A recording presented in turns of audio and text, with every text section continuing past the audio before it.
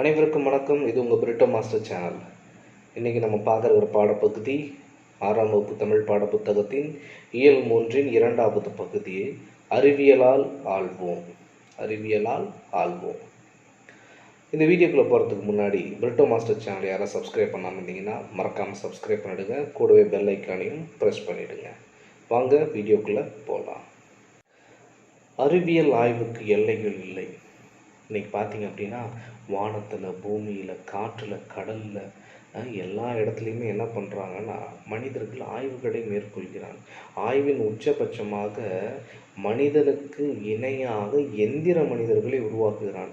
மனிதர்களுக்கு இருப்பது போல கை கால்களை போன்று எந்திர மனிதர்கள் கை கால்களை கொடுத்து அவர்களையும் ஒரு மனிதன் போலவே உருவாக்குகின்ற அளவுக்கு இன்று அறிவியல் வளர்ந்திருக்கின்றது.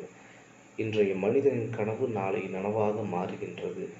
கனவுகள் மெய்ப்பட நாம் உழைக்க வேண்டும், அறிவியல் சிந்தனையுடன் வாழ வேண்டும் என்று இந்த பாடப்பகுதியானது நமக்கு விளக்குகின்றது. வாருங்கள் இந்த பாடலை நாம் படிப்போம்.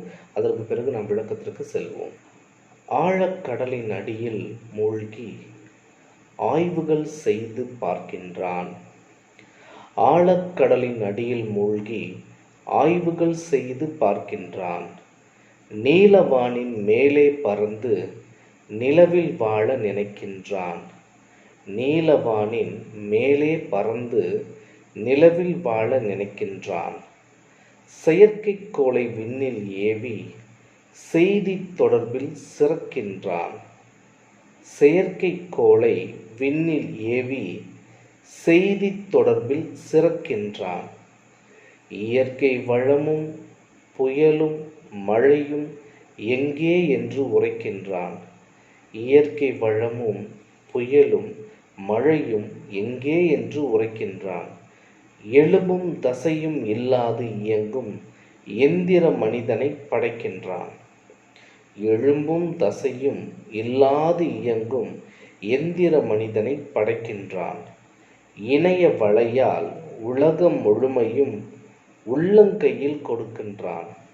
இணைய வலையால் உலகம் முழுமையும் உள்ளங்கையில் கொடுக்கின்றான். உறுப்பை மாற்றும் மருத்துவம் கண்டு உடலும் உயிரும் காக்கின்றான். உடலும் உயிரும் காக்கின்றான். அணுவை பிளந்து ஆற்றலை எடுத்து அனைத்தும் செய்து பார்க்கின்றான். அணுவை பிளந்து ஆற்றலை எடுத்து அனைத்தும் செய்து பார்க்கின்றான். நாளை மனிதன் கோள்களில் எல்லாம் நகரம் அமைத்து வாழ்ந்திடுவான். நாளை மனிதன் கோள்களில் எல்லாம் நகரம் அமைத்து வாழ்ந்திடுவான். வேளை தோறும் பயணம் செய்ய விண்வெளி பாதை அமைத்திடுவான். வேளை தோறும் பயணம் செய்ய விண்வெளி பாதை அமைத்திடுவான். பாடலை படித்தும் இதற்கான விளக்கத்தை நாம் தெரிந்துக்கலாம். இந்த பாடலை இயற்றியது யார் என்றால் ஆசிரியர் குழு. ஒரு ஆசிரியர் குழுவினால் உருவாக்கப்பட்ட பாடல் தான் இது. எந்த ஆசிரியர் என்று தெளிவாக இதில் குறிப்பிடவில்லை. ஆகவே ஒரு 5லிருந்து 6 நபர்கள் கொண்டதா இல்லை 10 நபர்கள் கொண்ட ஆசிரியர் குழுவால் இந்த பாடலானது இயற்றப்பட்டுள்ளது. முதல் 4 வரிகளை நாம் படிப்போம், விளக்கத்தை தெரிந்து கொள்வோம். ஆழக்கடலின் அடியில் மூழ்கி ஆய்வுகள் செய்து பார்க்கின்றான். நீலவானின் மேலே பறந்து நிலவில் வாழ நினைக்கின்றான். ஆழக்கடல், கடலுடைய ஆழமான பகுதி ஆழ்கடல் அப்படிம்பாங்க. அந்த பகுதியிலும் மனிதன் என்று சென்று ஆராய்ச்சி செய்கின்றான். கடல் தண்ணி தானே, ஏன் தண்ணிக்குள்ளே போக முடியாதா அப்படின்னு நீங்கள் நினைக்கலாம், கேட்கலாம். அங்கே தான் ஒரு சின்ன ஒரு விஷயம் இருக்குது. என்ன அப்படின்னா, இந்த பூமி எவ்வாறு நமக்கு இருக்கின்றதோ அதே போல தான் கடலும். இந்த கடலுக்குள்ளே நீங்கள் அடியில் போக போக என்னாகும் அப்படின்னா, இந்த மேலே இருக்கிற நீரானது நம்மளை அமுக்க ஆரம்பிக்கும். அந்த அமுக்கமானது பார்த்திங்கன்னா அழுத்தமாக உருமாறும். இந்த அழுத்தம் பார்த்திங்கன்னா ஆழ்கடலில் மிக அதிகமாக இருக்கும். ஆழ்கடலில் அழுத்தம் மிக மிக மிக அதிகமாக இருக்கும். சாதாரணமாக போயிட முடியாது. எனக்கு நீச்சல் தெரியும், நான் உள்ள கடலில் பூந்து ஆழ்கடல் போயிட்டுவேன் அப்படின்னா சாதாரணமாக போயிட முடியாது. முழுமையான பயிற்சி இல்லாமல் போக முடியாது, சரியான உபகரணங்கள் இல்லாமல் நம்ம ஆழத்திற்கு நம்மளால் செல்ல முடியாது. ஆழ்கடல் அவ்வளவு அழுத்தமாக இருக்கும். அப்படி அழுத்தமாக இருக்கக்கூடிய ஆழ்கடலுக்கு சென்று இன்றைக்கு மனிதன் என்ன செய்கிறான்? ஆராய்ச்சிகள் செய்து முடிவுகளை வெளியிடுறான். அடுத்து நீலவானின் மேலே பறந்து நிலவில் வாழ நினைக்கின்றான். இன்றைக்கு பார்த்தீங்க அப்படின்னா நிலவுக்கு என்ன பண்ணுறாங்க? மனிதர்களை அனுப்புனாங்க. முதல்ல நிலவில் காலடி வைத்தது யார்? ஆம்ஸ்ட்ராங். ஆக மனிதர்களை நிலவிற்கு அனுப்பி அந்த நிலவில் தண்ணி இருக்கா, காற்று இருக்கா அப்படின்னு ஆராய்ச்சியெல்லாம் செய்கிற அளவுக்கு இன்றைக்கு மனிதர்கள் மிகப்பெரிய அறிவியல் மாற்றத்தை கொண்டுள்ளனர். அடுத்தது, செயற்கைக்கோளை விண்ணில் ஏவி செய்தி தொடர்பில் சிறக்கின்றான். இயற்கை வளமும் புயலும் மழையும் எங்கே என்று உரைக்கின்றான். செயற்கைக்கோள் இன்றைக்கு பார்த்தீங்கன்னா சேட்டலைட்ஸ். இந்த செயற்கைக்கோள் என்ன பண்ணுறாங்க? மனிதர்கள் பூமிக்கு மேலே அனுப்புகிறாங்க. இந்த செயற்கைக்கோள்கள் தான் நமக்கு இன்றைக்கு தகவல் தொடர்பு தொழில்நுட்பத்திற்கு மிக மிக மிக முக்கியமானதாக இருக்குது. இன்றைக்கி நம்ம பார்க்கக்கூடிய தொலைக்காட்சியில் நீங்கள் பார்க்கக்கூடிய எந்த ஒரு நிகழ்வாக இருந்தாலும் சரி, இன்றைக்கி நம்ம பயன்படுத்தக்கூடிய இன்டர்நெட், சோஷியல் மீடியா, இது மாதிரியான தகவல்கள், செய்திகள் உடனுக்குடன் பரிமாறுவதற்கு எது துணை புரியுது அப்படின்னு பார்த்தீங்கன்னா இந்த செயற்கைக்கோளை என்ன பண்ணுறான்? மனிதன் வானத்துக்கு ஏவி அதன் மூலியமாக நமக்கு தகவல்களை உடனுக்குடன் அது நொடிப்பொழுதில் தகவல்களை நாம் பரிமாறிக்கொள்வதற்கு துணை செய்கின்ற அளவுக்கு மனிதன் என்று முன்னேறி இருக்கின்றான். அடுத்து பார்த்தீங்க அப்படின்னா இயற்கை வளம், மழை பெய்யுமா பெய்யாதா, இது போல் வானிலை அறிக்கைகளை இன்று நாம் எளிதாக தெரிந்து கொள்ள முடியுது. இன்றைக்கி பார்த்தீங்க அப்படின்னா மழை வரும், வராது.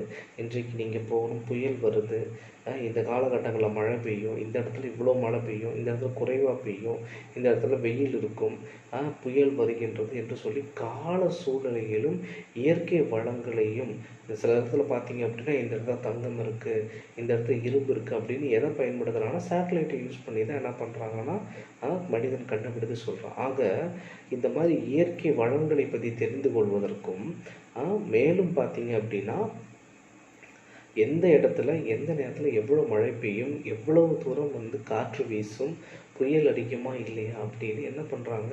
முன்கூட்டியே கணிக்கக்கூடிய அளவிற்கு, இயற்கையை முன்கூட்டியே கணிக்கக்கூடிய அளவிற்கு மனிதனுடைய அறிவியல் தொழில்நுட்பம் வளர்ந்துள்ளது. எலும்பும் தசையும் இல்லாது இயங்கும் எந்திர மனிதனை படைக்கின்றான். இணைய வலையால் உலகம் முழுமையும் உள்ளங்கையில் கொடுக்கின்றான். எலும்பும் தசையும் இல்லாத மனிதர் யாருன்னா ரோபோட்ஸ். இன்னைக்கு எந்திர மனிதர்களை மனிதன் படைக்கின்றான். எந்திர மனிதர்களை பார்த்தீங்க அப்படின்னா மனிதனுக்கு பதிலாக மாற்று மனிதனாக உருவாக்குகின்ற அளவுக்கு இன்றைக்கு அறிவியல் தொழில்நுட்பம் முன்னேறிக்கின்றது. எலும்பும் தசையும் இல்லாமல் வெறும் இரும்பும் ராடும் வைத்து கொண்டு என்ன பண்ணுறாங்கன்னா இன்னைக்கு எந்திர மனிதர்களை மனிதன் உருவாக்குகின்றான். அடுத்து இணைய வலை, இன்டர்நெட் வந்ததோ என்னமோ இன்னும் தெரியல, உலகம் மொத்தத்துக்கு என்ன பண்ணிட்டாங்க, ஒரு சின்ன ஃபோனுக்குள்ளே கையில் கொடுத்துட்டான். இதுதான் உலகத்தை பார்த்துக்க, உலகத்தில் அங்கங்கே என்ன நடக்குது எல்லா நிகழ்வும் அதுவாக நொடி பொழுதில் இணைய வலையை விரித்து என்ன பண்ணுறாங்க, உலகத்தில் இருக்க அனைத்து நிகழ்வுகளையும் நம்ம ஒரு கையிலேயே கொடுத்துறோம். இதிலேயே பார்த்து தெரிஞ்சுக்க, உலகத்தில் இருக்க எல்லா வகையான நிகழ்வுகளையும் நீ இந்த கையில் இருக்கிற ஃபோனில் பார்த்து தெரிஞ்சுக்க அப்படிங்கிற அளவுக்கு இன்றைக்கு தொழில்நுட்பம் முன்னேறி இருக்கிறது. உறுப்பை மாற்றும் மருத்துவம் கண்டு உடலும் உயிரும் காக்கின்றான். அணுவை பிளந்து ஆற்றலை எடுத்து அனைத்தும் செய்து பார்க்கின்றான். சென்னையில் பார்த்தீங்க அப்படின்னா ஒரு டாக்டர் தம்பதிக்கு பிறந்த மகன் ஆக்சிடெண்ட்டில் என்ன ஆயிடுச்சு, தன்னுடைய சுயத்தை இழந்து விட்டான், மூளை செயல்பாட்டை இழந்து விட்டான். உடனே என்ன சொல்கிறாங்க, மூளை செயல்பாட்டை இழந்ததுனால இவன் இது நினைவு வருமா வராதா கண்டிப்பாக சொல்ல முடியாது, இவன் நடைப்பிணமாகவே படுத்து கிடக்க வேண்டியது தான் அப்படின்னு சொன்ன நிமிஷம் பெங்களூரில் உண்மையாலுமே ஒரு பெண்ணுக்கு என்ன தேவைப்பட்டுச்சு, இதயம் தேவைப்பட்டது. அந்த பெண்ணோட இதயம் செத்து கொண்டு இருக்கிறது. உடனே பெற்றோர் என்ன பண்ணுறாங்க, இந்த பையனோட இதயத்தை நாங்கள் தானமாக தருகின்றோம், அவன் இந்த இடத்துல இந்த உடலில் உயிர் வாழ முடியாது, இன்னொரு உடல்லையாவது போய் அவன் உயிர் வாழட்டுன்னு சொல்லி தன்னுடைய மகனுடைய இதயத்தை தானமாக இந்த பெற்றோர் கொடுத்தார்கள். உடனே எடுத்து சென்று சென்று பெங்களூர் சென்று அந்த சிறுமிக்கு இந்த இதயத்தை பொருத்தினார்கள். பாருங்க, ஒரு உடலுடைய உறுப்பை மாற்றி அறுவை சிகிச்சை செய்கின்ற அளவுக்கு மனிதன் அறிவியல் முன்னேற்றத்தில் மிகப்பெரிய மாற்றத்தை இன்றளவு நமக்கு கொண்டு வந்திருக்கின்றான்.